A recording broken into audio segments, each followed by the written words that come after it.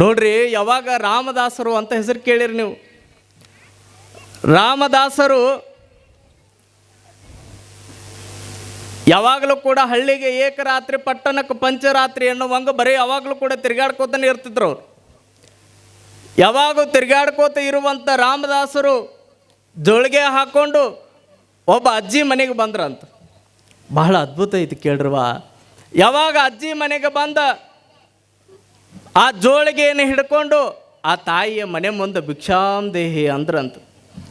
ಅವಾಗ ಅಜ್ಜಿ, ವಯಸ್ಸಾಗಿರುವಂಥ ಅಜ್ಜಿ ಹೊರಗೆ ಓಡಿ ಬಂದ, ಅಪ್ಪ ನನ್ನ ಮನೆ ಒಳಗೆ ಏನೂ ಇಲ್ಲಪ್ಪ, ನನ್ನ ಮನೆ ಒಳಗೆ ಏನೂ ಇಲ್ಲ, ಈಗ ತಾನೇ ಒಂದು ಅರ್ಧ ರೊಟ್ಟಿ ಇತ್ತು ಅದನ್ನು ತಿಂದು ಕುಂತು ಬಿಟ್ಟೀನಿ, ನಾಳೆ ಬಾ ನಿನಗೆ ಬಿಸಿ ಬಿಸಿ ಅಡುಗೆ ಮಾಡಿ ಹಾಕ್ತೀನಿ ಅಂದ್ಲಕ್ಕಿ.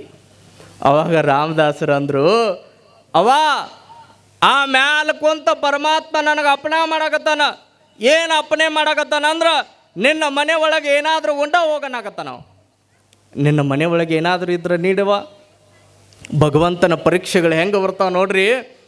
ಯಾವಾಗ ನಿನ್ನ ಮನೆ ಒಳಗೆ ಏನಾದರೂ ನೀಡ ಅಂದ,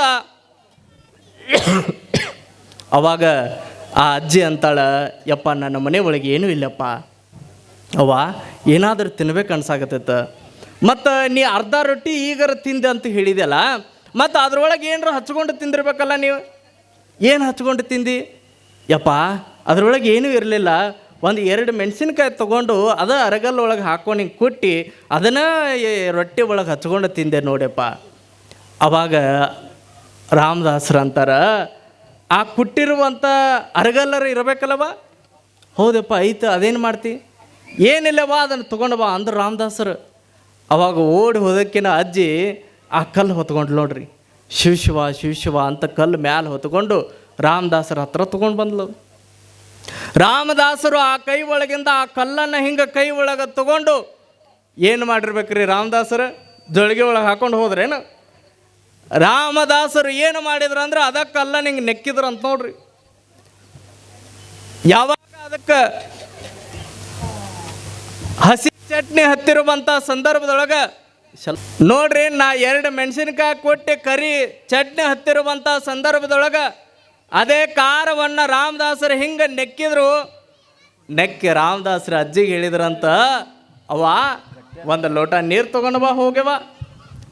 ಅವಾಗ ಅಜ್ಜಿ ಓಡೋಡಿ ಹೋಗಿ, ಇದೆಂಥ ಕಾಲ ಬಂತ, ನನ್ನ ಮನೆ ಒಳಗೆ ಏನೂ ಇಲ್ಲಲ್ಲ ಶಿವ ಅಂತ ತಿಳ್ಕೊಂಡು ಒಂದು ಅರ್ಧ ಲೋಟ ನೀರು ತೊಗೊಂಡು ಬಂದಕ್ಕಿನ ರಾಮದಾಸರ ಕೈ ಒಳಗೆ ಕೊಟ್ಲಂತ. ರಾಮದಾಸರು ಗಟ ಗಟ ಗಟ ಗಟ ನೀರು ಕುಡಿದು ಒಂದು ಮಾತು ಹೇಳಿದ್ರಂತ, ಅವ್ವ ಇಷ್ಟೆಲ್ಲ ಮನೆಗಳನ್ನು ಮಠ ಮಧ್ಯಾಹ್ನದೊಳಗೆ ಅಡ್ಡಾಡೀನಿ, ಯಾವ ಮನೆ ಒಳಗೂ ನನ್ನ ಹೊಟ್ಟೆ ತಂಪಾಗಿಲ್ಲವಾ, ಅಮೃತದಂಥ ಊಟ ನನಗೆ ಯಾವ ಮನೆ ಒಳಗೂ ಸಿಕ್ಕಿಲ್ಲ, ನಿನ್ನ ಮನೆ ಒಳಗೆ ಅದ ಕಾರನ್ನ ನೆಕ್ಕಿ ಒಂದು ಲೋಟ ನೀರು ಕುಡ್ದಿದ್ದಕ್ಕೆ ನನ್ನ ಹೊಟ್ಟೆ ಬಹಳ ತಂಪಾಗೈತವ, ನಿನ್ನ ಮನೆ ಹಿಂಗೆ ತಂಪಿರಲಿ ಆನಂದವಾಗಿರಲಿ ಅಂತ ಆಶೀರ್ವಾದ ಮಾಡಿದ್ರಂತ ರಾಮದಾಸರು. ನೋಡ್ರಿ, ರಾಮದಾಸರು ಯಾವಾಗ ಆಶೀರ್ವಾದ ಮಾಡಿದ್ರು ಅಜ್ಜಿಗೆ ಆಶ್ಚರ್ಯ ಆಯ್ತು. ರಾಮದಾಸರು ತಂಪ ಆನಂದ ಬಂಗಾರದಂಗೆ ಇರಲಿ ಅಂತ ಆಶೀರ್ವಾದ ಮಾಡಿದ್ರು.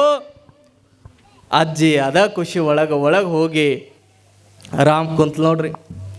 ಮತ್ತು ರಾಮದಾಸರ ಕಾಯಕ ಕೆಲಸ ಏನು ಅಂದ್ರೆ ಹಳ್ಳಿಗೆ ಏಕರಾತ್ರಿ ಪಟ್ಟಣಕ್ಕೆ ಪಂಚರಾತ್ರಿ ಅನ್ನಂಗೆ ಹಂಗೆ ಅಡ್ಡಾಡೋರು ಅವರು. ಹಂಗೆ ತಿರುಗಾಡ್ಕೊಂತ ಇರುವಂಥ ಸಂದರ್ಭದೊಳಗೆ ಅಜ್ಜಿ 1 ವರ್ಷ 2 ವರ್ಷ 3 ವರ್ಷ ಒಂದು 5-6 ವರ್ಷ ದಾಟೋದ್ರೊಳಗೆ ಮನೆ ಹೆಂಗೆ ಮುಂದುವರೆದಿತ್ತಂದ್ರೆ ಭಾಳ ಚಲೋ. 1 ಅಂತಸ್ತು ಇದ್ದಿದ್ದು 2 ಅಂತಸ್ತು 3 ಅಂತಸ್ತಿಗೆ ಹೋಗಿತ್ತದು. 3 ಅಂತಸ್ತಿಗೆ ಮನೆ ಹೋಗಿತ್ತು. ಮನೆ ಒಳಗೆಲ್ಲ ಬಂಗಾರ ತುಂಬ್ಕೊಂಡಿತ್ತು. ಯಾವಾಗ ರಾಮದಾಸರು ಹಿಂಗೆ ತಿರುಗಾಡ್ಕೊಂತ ಮತ್ತೆ ಒಂದು 10 ವರ್ಷ ಬಿಟ್ಟು ಮತ್ತೆ ಅದ ಮನೆಗೆ ಬಂದ್ರಂತ ನೋಡ್ರಿ. ರಾಮದಾಸರು ಅದ ಮನೆಗೆ ಬಂದು ಹೊರಗಡೆ ನಿತ್ತ ಭಿಕ್ಷಾಂದೇಹಿ ಅಂದರು. ಯಾವಾಗ ರಾಮದಾಸರು ಭಿಕ್ಷಾಂದೇಹಿ ಅಂದರು, ಅವಾಗ ಅಜ್ಜಿ ಒಳಗಿದ್ದಕ್ಕಿನ ಈ ಧ್ವನಿ ಎಲ್ಲ ಕೇಳಿನಲ್ಲ ಅಂದ್ಲಕ್ಕೆ, ಈ ಧ್ವನಿ ಎಲ್ಲೋ ಕೇಳಿನಲ್ಲ ಅಂದ್ಲ. ಅವಾಗ ನೋಡ್ರಿ, ಅವಾಗ ಏನೂ ಇರಲಿಲ್ಲ, ಬರೇ ಸಣ್ಣ ಮನೆ ಒಳಗೆಲ್ಲ ಬಡತನ, ಉಣ್ಣೋದಕ್ಕೂ ಕಷ್ಟ ಇತ್ತು, ಆದರೆ ಕೊಡಬೇಕನ್ನುವಂಥ ಭಾವ ಇತ್ತು. ಆದರೆ ಇವತ್ತು 3 ಅಂತಸ್ತು ಮನೆ ಆಗೈತೆ, ಸಿರಿ ಸಂಪತ್ತು ತುಂಬಿ ಹೋಗೈತ, ಆದ್ರೆ ಕೊಡಬೇಕನ್ನುವಂಥ ಭಾವ ಇಲ್ಲ ನೋಡ್ರಿ. ಯಾವಾಗ ಕೊಡಬೇಕನ್ನುವಂಥ ಭಾವ ಇಲ್ಲ, ಅವಾಗ ಅಜ್ಜಿ ಹೊರಗೆ ಬಂದಕ್ಕೆ ನಿಂಗೆ ಹನಿಕೆ ಆಗ್ತಾಳ. ಓಹೋ, ರಾಮದಾಸ 10 ವರ್ಷದಿಂದ ನನ್ನ ಮನೆಗೆ ಬಂದ ಅದೇ ಕಾರನ್ನು ನೆಕ್ಕಿದ್ದ, ಅದ ನೀರನ್ನು ಕುಡ್ದಿದ್ದ, ಆಶೀರ್ವಾದ ಮಾಡಿ ಹೋಗಿದ್ದ. ನಿನ್ನ ಮನೆ ತಂಪಿರಲಿ, ಆನಂದ ಇರಲಿ, ನನ್ನ ಮನೆ ಬಂಗಾರದಂಗೆ ಇರಲಿ ಅಂತ ಆಶೀರ್ವಾದ ಮಾಡಿ ಹೋಗಿದ್ದ. ನನ್ನ ಮನೆ ತಂಪಾಯ್ತು, ಬಂಗಾರದಂಗೆ ಬೆಳಗಾಕತ್ತೈತೆ ಅನ್ಕೊಂಡ್ಲಕ್ಕಿ. ಅವ ನೋಡ್ರಿ, ಮನೆ ಒಳಗೆ ಸಿರಿ ಸಂಪತ್ತೈತೆ, ರಾಮದಾಸರ ಕೈ ಒಳಗೆ ಬಂಗಾರ ಹಾಕಿ ಕಳಿಸುವಂಥ ಸಂಪತ್ತೈತೆ. ಆದ್ರೆ ಅಜ್ಜಿ ಒಳಗೆ ಹೋದಕ್ಕಿನ ವಿಚಾರ ಮಾಡ್ತಾಳ, ರಾಮದಾಸ ಮತ್ತೆ ಆಶೀರ್ವಾದ ಮಾಡ್ಬೇಕಂದ್ರೆ ಮತ್ತೆ ಅದ ಕಾರಣ ಕೊಡ್ಬೇಕು ಅನ್ಕೊಂಡು ನೋಡ್ರಕಿ. ರಾಮದಾಸ ಮತ್ತೆ ಆಶೀರ್ವಾದ ಮಾಡ್ಬೇಕಂದ್ರೆ ಅದ ಕಾರಣ ಕೊಡ್ಬೇಕು. ನಾನು ಮನುಷ್ಯನ ಪರಿಸ್ಥಿತಿ ಮನಸ್ಥಿತಿ ಎಷ್ಟು ಬದಲಾಗಿ ಬಿಡ್ತದ ಅಂದ್ರೆ ನೋಡ್ರಿ, ಯಾವಾಗ ಒಳಗೆ ಹೋದಕ್ಕಿನ ಯಾವುದೋ ಒಂದು ಕಲ್ಲನ್ನು ಅಲ್ಲಿ ಇಲ್ಲಿ ಹುಡುಕಿ ಆ ಕಲ್ಲಿನೊಳಗೆ 1-2 ಮೆಣಸಿನ್ಕಾಯಿ ಒಗದಕ್ಕಿನ ಅದನ್ನು ಕೊಟ್ಟು ಅದನ್ನು ತಕ್ಕೊಂಡು ಆ ಕಲ್ಲನ್ನು ಹೊರಗೆ ತೊಗೊಂಡು ಬಂದು ನೋಡ್ರಿ. ಹೊರಗೆ ತೊಗೊಂಡು ಬಂದ ರಾಮದಾಸರು ಹಿಂಗೆ ನಿಂತಿದ್ರು. ರಾಮದಾಸರ ಕೈ ಒಳಗೆ ಹಿಂಗೆ ಓದಕ್ಕೆ ಹಿಂಗೆ ಕೊಟ್ಟು ನೋಡ್ರಿ ಕಲ್ಲು. ರಾಮದಾಸರು ಏನೂ ಮಾತಾಡಲಿಲ್ಲ. ಅದ ಹಸನ್ಮುಖಿ, ಅದ ಭಾವ. ಆ ಭಾವದೊಳಗೆ ಆ ಕಲ್ಲನ್ನು ತೊಗೊಂಡವ್ರು ಹಿಂಗೆ ನೆಕ್ಕಿದ್ರಂತ. ನೆಕ್ಕಿ ರಾಮದಾಸರು ಹೇಳ್ತಾರ, ಒಂದು ಚರಿಗೆ ನೀರು ತೊಗೊಂಡು ಬಾ ಹೋಗ್ಯವ. ಅವಾಗ ಓಡೋಡಿ ಹೊಂಟು ನೋಡ್ರಿ ಮತ್ತೆ ಅಜ್ಜಿ. ಓಹೋ, ರಾಮದಾಸರು ನೆಕ್ಕಿ ಅವತ್ತು ಕೂಡ ಒಂದು ಚರಿಗೆ ನೀರು ಕೇಳಿದ್ರು, ಒಂದು ಲೋಟ ನೀರು ಕೇಳಿದ್ರು. ಅವತ್ತು ಕುಡಿದು ಅದ ಆಶೀರ್ವಾದ ಮಾಡಿದ್ರ.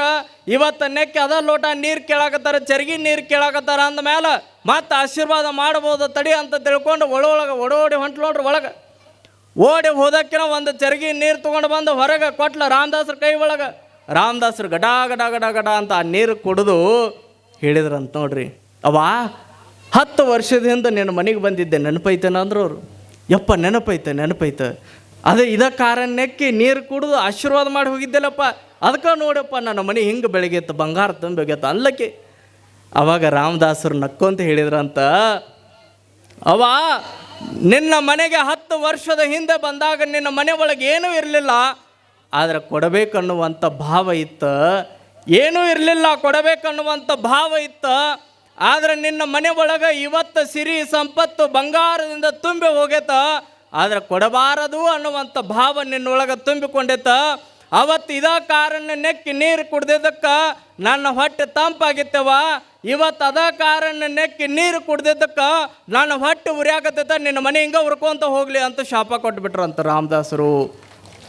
ಸತ್ಯ ನೆನಪಿರಲಿ, ಯಾವ ರಾಮದಾಸರು ಶಾಪವನ್ನು ಕೊಟ್ಟಿದ್ರು ಇವತ್ತು ಅದೇ ಮನೆಯನ್ನು ಕಟ್ಟಿಸಿ ಭಾಳ ಚಲೋ ಕಿಲಿ ಹಾಕೊಂಡ್ರೆ ಮತ್ತೆ ಮಾರನೇ ದಿನ ಬಂದು ನೋಡಿದ್ರೆ ಆ ಮನೆ ಉರಿ ಹತ್ತಿ ಬೆಂಕಿ ಹತ್ತಿ ಎಲ್ಲ ನಂದಿ ಹೋಗಿಬಿಟ್ಟಿರ್ತದೆ. ಒಬ್ಬ ಸ್ವಾಮಿಯ ಶಾಪ ಎಷ್ಟು ಘೋರ ಇರ್ತದೆ ಅನ್ನೋದು ವಿಚಾರ ಮಾಡ್ಬೇಕು. ಒಬ್ಬ ಯೋಗಿ ತಪಸ್ವಿ ಆತ ಶಾಪ ಕೊಡೋದೇ ಬೇಕಾಗಿಲ್ಲ, ಆತ ಮನ ನೊಂದ ಅಂದ್ರೆ ದೊಡ್ಡ ಶಾಪಕ್ಕೆ ಗುರಿ ಹಾಕ್ಕಾರ. ನೋಡ್ರಿ, ಯಾವ ಮನುಷ್ಯ ಕೊಡಬೇಕನ್ನುವಂಥ ಭಾವ ಇರ್ತದ ಆತನೇ ಈ ನಾಡಿನೊಳಗೆ ಭಾಳ ಚಲೋ ಪ್ರಬುದ್ಧನಾಗಿ ಬೆಳಿತಾನ, ಮೆರಗ್ತಾನ. ನೀ ಗಳಿಸಿಟ್ಟಿರುವಂಥ ಹಣ ನಿನ್ನ ಜೊತೆಗೆ ಯಾವತ್ತೂ ಕೂಡ ಬರೋದಿಲ್ಲದ. ನೋಡ್ರಿ, ಬಹಳ ಚಲೋ ಗಳಿಸಿಟ್ಟಿರುವಂಥ ನೀ ಅರಮನೆಯನ್ನು ಕಟ್ಟಿದರೂ ಕೂಡ ನಿನ್ನ ಜೊತೆಗೆ ಬಹಳ ಚಲೋ ಆಳುಗಳನ್ನು ಇಟ್ಟರೂ ಕೂಡ ಕೊನೆಗೆ ಹೋಗುವಾಗ ಎಲ್ಲ ಬಿಟ್ಟು ಹೋಗಿ ಆಳು ಕಾಳು ಎಲ್ಲಪ್ಪ ಬಿಟ್ಟು ಅಂತ ಒಬ್ಬ ಕವಿ ಬಹಳ ಚಲೋ ಅದ್ಭುತವಾಗಿ ಬರೀತಾನೆ. ಏನೂ ಕೂಡ ತಗೊಂಡು ಹೋಗದೇ ಇರುವಂಥ ದಿನಮಾನದೊಳಗೆ ಕೇವಲ ಶಾಶ್ವತವಾಗಿರುವಂಥದ್ದು ಯಾವುದು ಅಂದ್ರೆ ಪರೋಪಕಾರ. ಆ ಪರೋಪಕಾರಾಯ ಪುಣ್ಯಾಯ ಅಂತ ಹೇಳ್ತಾರೆ. ಪರೋಪಕಾರವನ್ನು ಮಾಡಿದಾಗ ಮಾತ್ರ ಪುಣ್ಯ ಲಭಿಸಲಿಕ್ಕೆ ಸಾಧ್ಯ ಅನ್ನುವಂಥ ಮಾತುಗಳನ್ನು ಈ ಸಂದರ್ಭದಲ್ಲಿ ಹೇಳ್ತಾ ಇವತ್ತು